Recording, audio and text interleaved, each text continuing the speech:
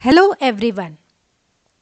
I, Mrs. Vinita Philip, working as assistant professor in the Department of Electronics and Telecommunication Engineering of AISSMS Institute of Information Technology Pune, welcome you all for my series of videos pertaining to the subject skill development for TENTC 2019 pattern. In this video, I would be discussing and demonstrating the most commonly used device in this pandemic time, which is intended for non-invasive spot check measurement of functional oxygen saturation of arterial hemoglobin, which is SpO2, and heart rate through finger. Such a device is called a pulse oximeter. The block diagram of such a device is as shown. The oximeter utilizes an electronic processor and a pair of small light emitting diodes LEDs facing a photodiode through a translucent part of the patient's body, usually a fingertip or an earlobe.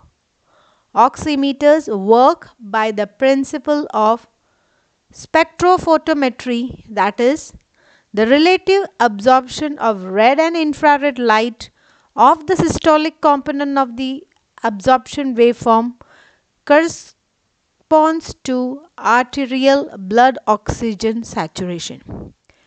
PSOC includes the 8-bit 8051 or 32-bit ARM microprocessor, which integrates 3 to 4 functions to become the control chip. The programmable system on chip helps in reducing the number of discrete components. In healthcare technology, it is important to miniaturize the device to make them convenient to carry or wear. Organic light emitting diode OLED employed in the device helps the user get a brighter and sharper vision of the information from the pulse oximeter. The product features include light in weight and easy to use.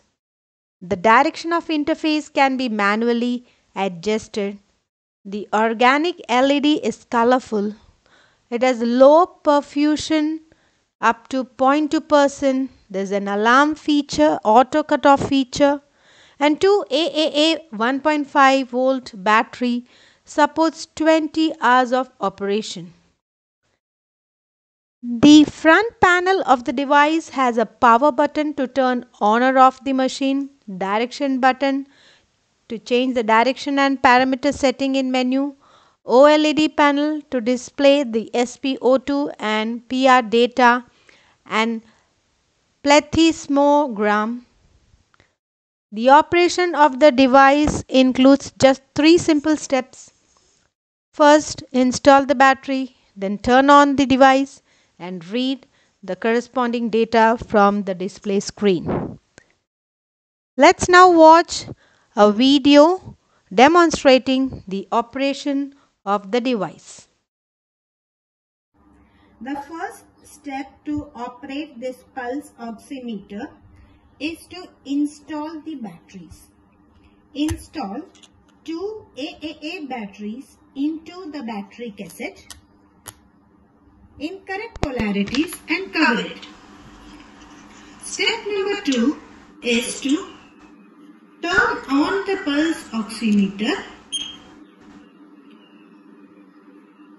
Put one finger into the rubber hole of the oximeter. It is best to put the finger thoroughly with nail surface upward and then releasing the clamp. Press power button for 2 seconds to turn on the pulse oximeter. And step number 3 is to read the corresponding data found on the display screen. The parameter measurements other than the oxygen level and the heart rate include the PI index, that is perfusion index. It is the ratio of the pulsatile blood flow to the non pulsatile static blood flow in a patient's peripheral tissue. It can be the fingertip, toe, or earlobe. Perfusion index is an indication of the pulse strength at the sensor site. The other parameter that is also measured is the respiration rate or breathing rates. It is the number of breath a person takes in 1 minute while at rest. The act of breathing is controlled by the brain, which tells the body to breathe based on oxygen and carbon dioxide levels in the blood. And certain factors such as exercise, drugs, and alcohol can affect a person's breathing rate, which may indicate certain medical condition. There are certain default alarm values that needs to be taken care of.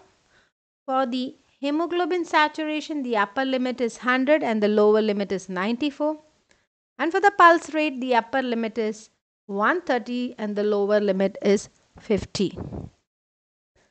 The display interface of OLED can be rotated in 4 directions with 8 different display modes after pressing the direction button and is as shown in the figure. In case of a low battery, a indicator is turned on, and this is to remind the user to replace the battery. Here are some of the common problems, the possible reasons for these problems, and the ways and means to rectify the problems, and these are as listed in this table. That's all for now. Stay tuned for many such videos pertaining to the subject skill development. Thank you for watching.